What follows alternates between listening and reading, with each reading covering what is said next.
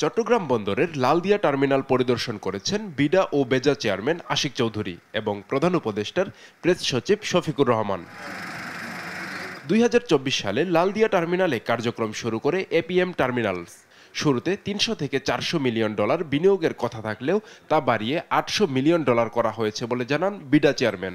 এই পোর্টটা করতে এটা একটা obviously state of the art এবং গ্রিন একটা পোর্ট হবে, এবং এই গ্রিন পোর্টটা করতে ওনাদের রাফলি $800 মিলিয়ন মতো লাগবে। এই পুরাটাই এফডিআই হিসেবে বাংলাদেশে আসবে। এখানে কিন্তু সরকার কোনো 1 টাকাও দিচ্ছে না, এবং পুরাটাই ওনারা বিদেশ থেকে ফরেন ডিরেক্ট ইনভেস্টমেন্ট হিসেবে আনবে। বাংলাদেশকে একটি উৎপাদন কেন্দ্র হিসেবে গড়ে তুলতে হলে বন্দরগুলোর উন্নয়ন জরুরি। এজন্য বিশ্বসেরা বন্দর পরিচালনাকারী প্রতিষ্ঠানগুলোর সঙ্গে কাজ করার পরিকল্পনা জানান তিনি। তারা তাদের নিজেদের দেশে হয়তো 1-2টা পোর্ট চালায়, কিন্তু গ্লোবালি তারা আরো 60-70টা দেশে পোর্ট চালায়।